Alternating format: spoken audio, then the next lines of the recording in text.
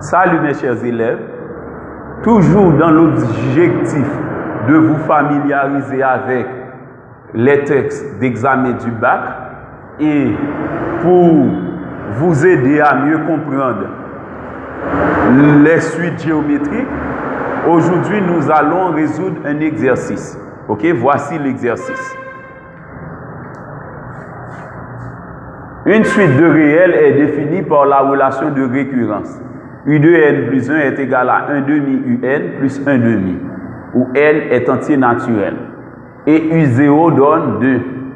Maintenant, on pose UN égale à V de n plus 1, qui est une suite. Donc, on donne une suite V de n, où UN donne V de n plus 1. Maintenant, première partie, okay, dans cet exercice, on a deux parties. La première partie, la partie 1, concerne la détermination de V de n plus 1 en fonction de V de n. Déterminer une relation entre V de n plus 1 et V de n. Et maintenant, dans cette même partie, on demande également de calculer V de n, puis UN en fonction de n.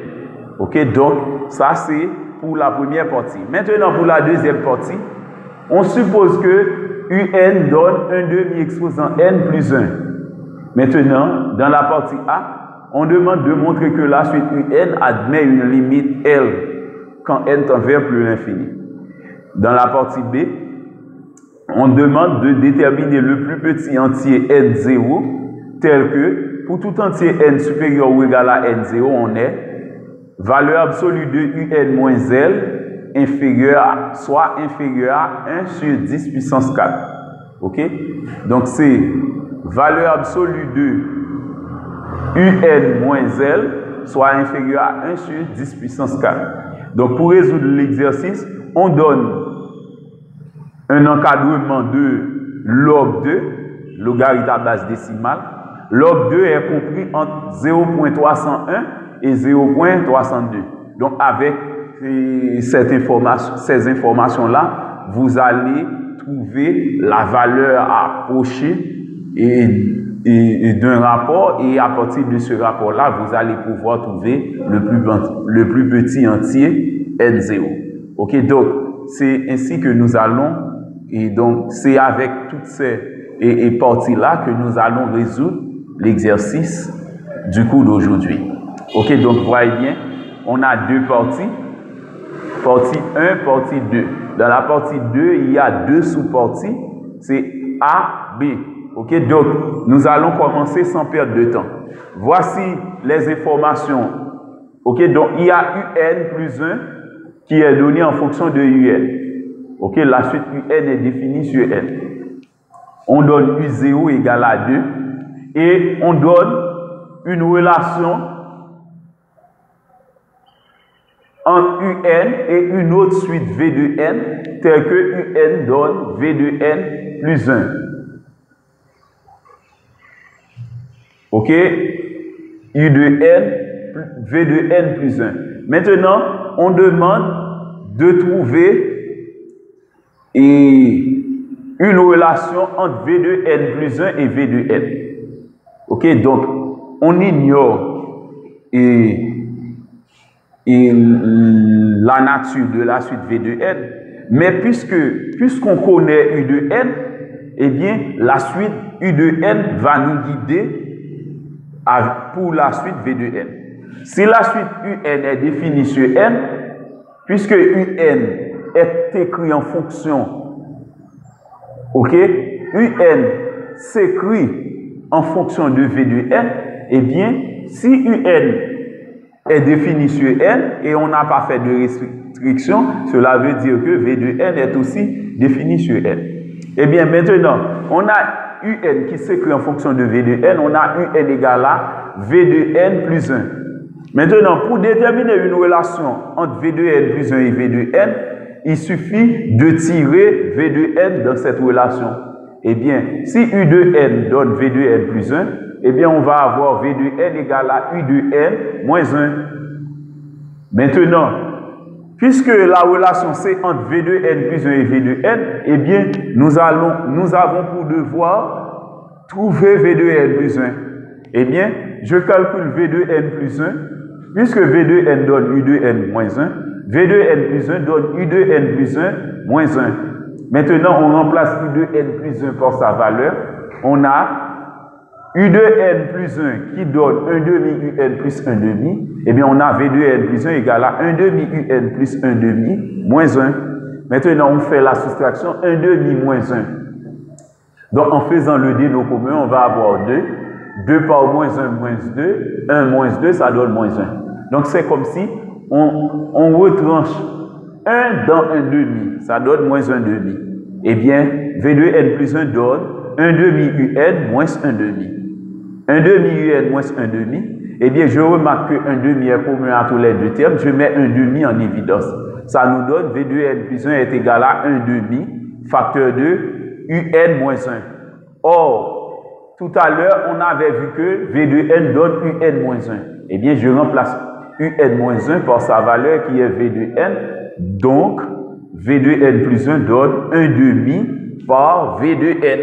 Ok, donc, on a trouvé à présent la relation entre V de n plus 1 et V de n, comme on l'a si bien demandé.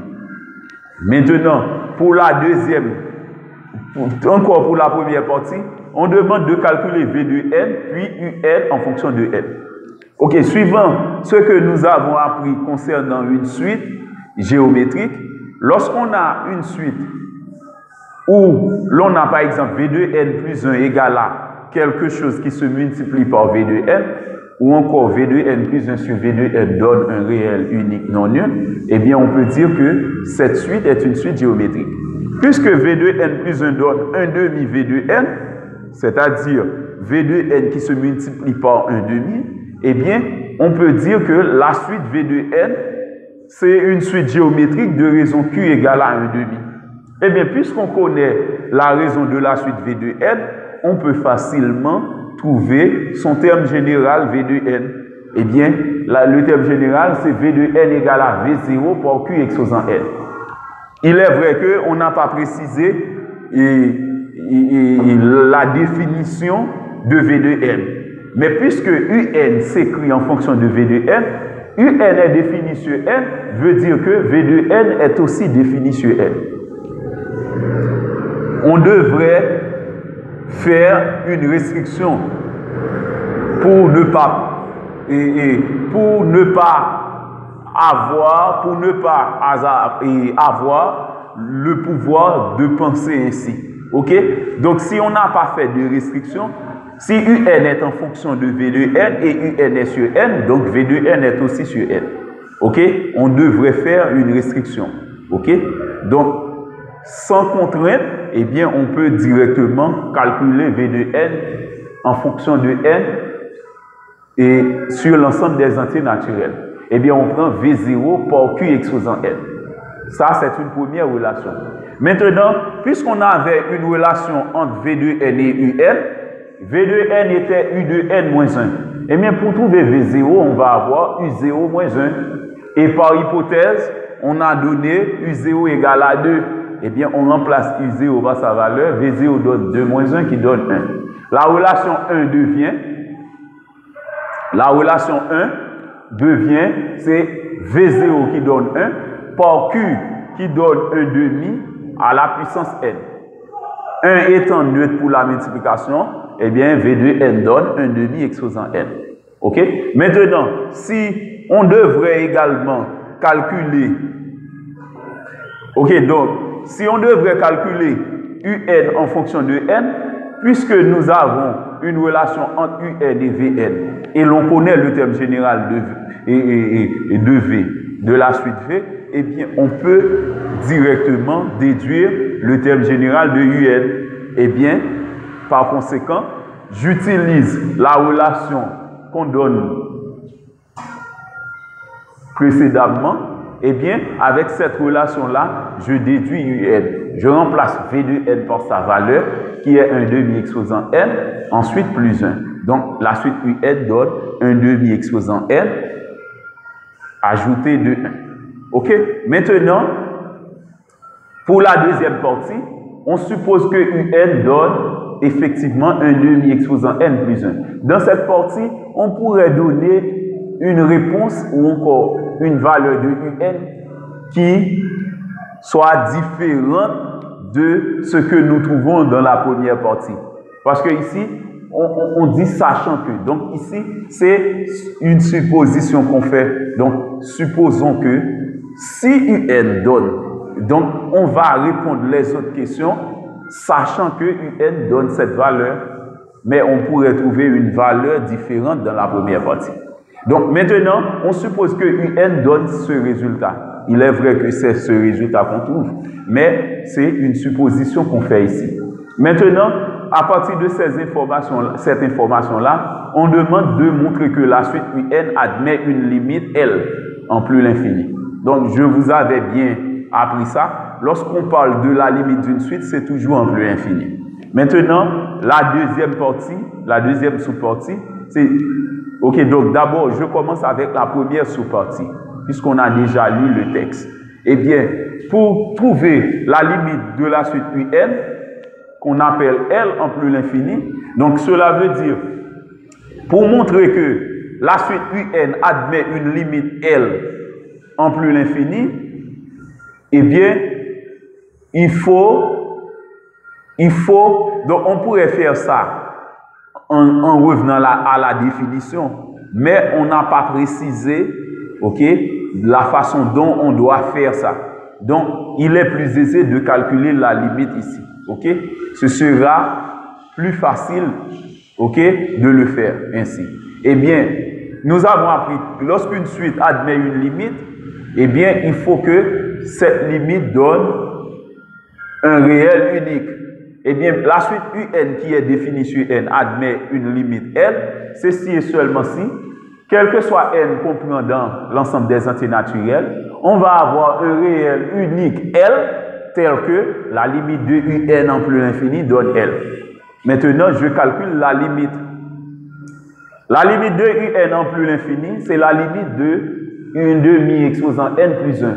Nous avons appris, lorsqu'on étudiait la limite d'une suite, lorsqu'on a limite de Q exposant N, limite de Q exposant N donne 0 lorsque Q est compris entre moins 1 et 1. Puisque un demi est compris entre moins 1 et 1, eh bien, un demi exposant N tend vers 0 en plus infini. Et bien, par conséquent, la limite de UN en plus infini donne 0 pour cette partie plus 1. 0 plus 1 donne 1. Donc, la limite de la suite UN donne 1. Donc, L donne 1. OK? Donc, on a retrouvé la valeur. Donc, la suite UN admet une limite L quand N tend vers plus l'infini. OK? Donc, L égale à 1. Maintenant, pour la deuxième partie, c'est déterminer le plus petit entier N0 tel que pour tout entier N supérieur ou égal à N0, on est valeur absolue de UN moins L, soit inférieure à 1 sur 10 puissance 4. Ok, donc cela veut dire, avec N supérieur ou égal à N0, on va avoir valeur absolue de UN moins L inférieure à 1 sur 10 puissance 4. Je remplace UN par sa valeur. Voici UN. Et je remplace L par sa valeur. On a UN moins L, c'est un demi exposant N plus 1 moins 1. On fait la soustraction, 1 moins 1 donne 0. On a à présent valeur absolue de 1 demi exposant N inférieure à 10 puissance moins 4. 1 sur 10 puissance 4, c'est 10 puissance moins 4. Ok, donc ça c'est une propriété mathématique. Lorsqu'on a A exposant moins N, c'est 1 sur A exposant N. Donc, 10 puissance moins 4, c'est 1 sur 10 puissance 4. Donc, on pourrait écrire ça également. OK? Donc, je transforme 1 sur 10 puissance 4 en 10 puissance moins 4. Parce que ce qui m'intéresse, ce n'est pas une fraction, mais c'est une valeur approchée qui va me permettre de trouver la valeur N0. OK? Eh bien, on continue. On a valeur absolue de 1 demi exposant N est inférieure à 10 puissance moins 4. Maintenant, un demi, c'est un nombre strictement positif. Puisque un demi est strictement positif, peu importe la valeur de n comme puissance, on va avoir un résultat strictement positif. Donc, en valeur absolue, un demi exposant n donne un demi exposant n, inférieur à 10 puissance moins 4. Donc, avec la propriété A sur B exposant n, c'est A exposant n sur B exposant n, ça donne 1 exposant n sur 2 exposant n, inférieur à 10 puissance moins 4. 1 exposant n donne 1 sur 2 exposant n, inférieur à 10 puissance moins 4.